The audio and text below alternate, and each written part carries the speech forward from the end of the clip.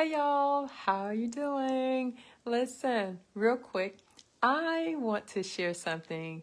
You know, a lot of your entrepreneurs, you've probably been entrepreneurs for a while. Perhaps some of you got started during pandemic, or maybe you're just now getting started.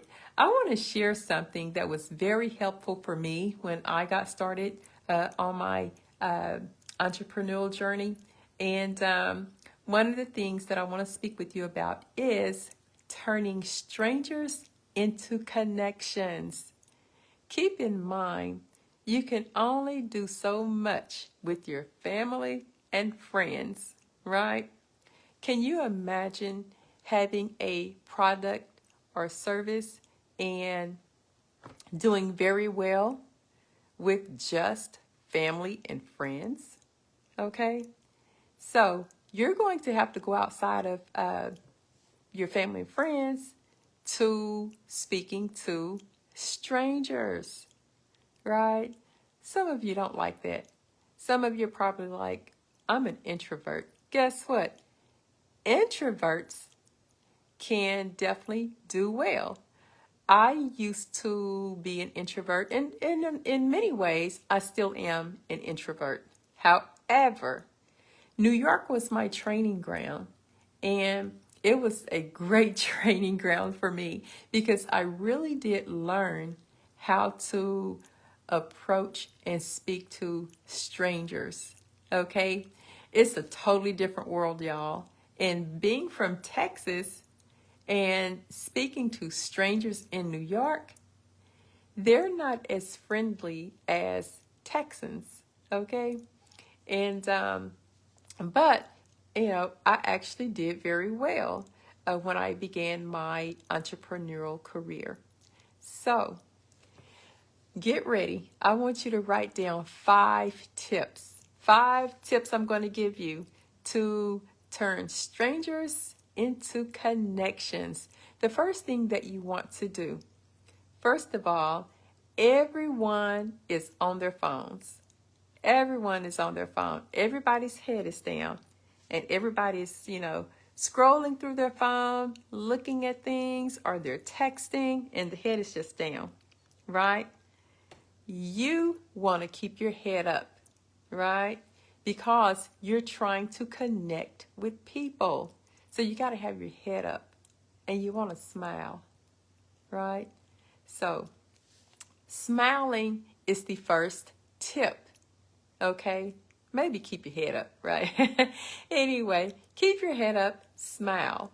If you make eye contact, nod your head or say hello, right? If you're within 50, if they're several feet away, you can nod your head and smile, right? If you're, within 5 feet, you can say hello, okay? Now, smile, say hello. The other thing is that you want to find common ground. Let me use this for an example. Everyone goes to the grocery store, okay? If a person has an item in their basket or they pick up an item, for instance, we're going to use Brussels sprouts. Excuse me, my name is Sonia. I see you have some Brussels sprouts. I picked some up a couple of days ago. I've never prepared them. How do you prepare your Brussels sprouts? You you found common ground, right? And they'll share with you how they prepare their Brussels sprouts. Okay? So that's a great way to kind of break the ice, find common ground. And another thing, what it does is opens up for you to exchange information. Okay?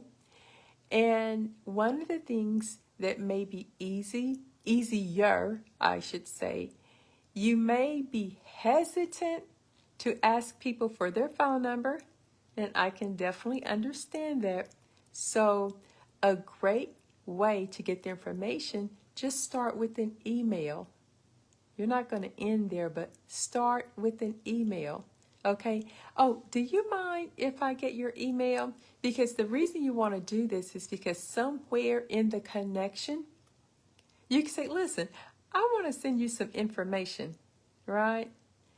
And you hold your head down and you have your pen ready to write. Okay. What is a good email address so I can send you some information? All right. And while your head is down and you're writing, what's a good texting number for you as well? So if they're giving you information, you want to continue that process until you get their phone number. Okay. The next tip is you want to follow up the next day. This is probably one of the most challenging parts of this whole thing because if you don't follow up, the connection ends. Okay? After all, the goal is to make the connection, okay?